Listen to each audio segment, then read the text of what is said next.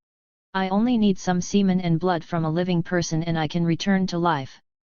Laughing, Yang said, I wasn't the one who resisted sex, wasn't I keen on it? Lian Suo informed him, once we make love, you'll be severely ill for some time, but with medicine, you can recover. Then they made love gleefully. Afterwards, when they got up and were dressing, she reminded him, I still need a little bit of your blood, so can you risk life and pain to do that for me? Yang applied a sharp knife to his arm until blood came out. Lian Suo lay on the bed so the blood could drip into her navel. When there was enough, she got up and told him, I can't come back here again.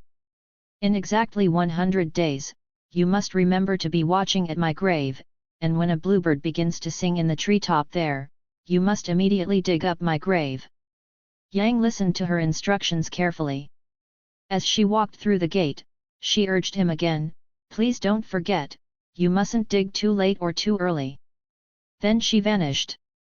Over 10 days later, Yang became ill and his belly became so swollen and painful that he wanted to die. A doctor gave him medicine which caused him to expel a foul, mud-like effluence, and as the medicine penetrated over time, he recovered. In 100 days, as planned, he went to the grave with servants carrying spades. He waited all day long and then he saw a bluebird that sang twice. Yang happily cried out, okay, now. Then they cut down the brambles and dug open her grave. He discovered a decayed wooden coffin, but inside it, Lian Suo looked alive. She felt slightly warm to his touch. He wrapped her up in clothing and carried her home, and once he'd set her in a warm place, she began to breathe ever so shallowly. She was able to take some soup, one sip at a time, and by midnight she was completely revived. Later she kept saying to Yang from time to time, the last 20 years have been like a dream. 98 Shan, the Daoist priest. Master Han came from a famous family whose members had been officials generation after generation in Sichuan district. There was a Daoist priest named Shan who gave public performances and Han loved to watch him work his magic, so he'd take a seat among the distinguished guests. Shan would have someone participate by coming over and sitting down, then he'd make himself invisible. Han wanted to be taught this ability, but Shan wouldn't consent. Han remained adamant in his request. Shan told him, I'm not stingy with my magic, but I fear my Daoist power might prove harmful. I could teach you, and then you'd be able to do it for yourself, you'd be able to borrow things, which would really just mean stealing them. You certainly wouldn't give that a second thought, then you might go out looking for a beauty whose looks pleased you so you could make yourself invisible and enter her bedroom, to pursue your evil purpose and rape her. I'm afraid I cannot comply with your request. Han couldn't respond violently right there, but in his heart he harbored a hatred of the Daoist, and with his servants he secretly plotted revenge on him. He was afraid Shan might escape him by concealing himself, so he spread fine ashes over the ground, that way, even if Shan made himself invisible, when he walked through the area he'd certainly leave footprints and Han could follow them to a place where he could quickly and violently attack him. Hence he worked to lure Shan out, so he could have the servants flog the Daoist brutally with a leather-thonged whip. When Shan suddenly disappeared and his footprints appeared in the ashes, Han told the servants to lash out frantically left and right, but he quickly realized that he had no idea where the Daoist had gone. Han went home, and Shan did the same. Shan told all his servants, I can no longer stay here. In the past, I've put you to the trouble of serving me, and now that I must leave, I wish to offer you some recompense. With a flourish, he took out a jar of excellent liquor from inside his sleeve, and then reached forward a deep dish filled with delicacies, setting them both out on a table. Once he'd laid them there he brought out some more. Altogether he did this many times, till the table was full. Then he invited the group to drink until they all became drunk, afterwards he put each of the dishes away as before inside his sleeve. Han heard of this magical display and sent his servants to summon him to give another performance. Shan drew a picture of a city upon his wall, and when he knocked at it with his hand, the gate in the city wall suddenly opened up.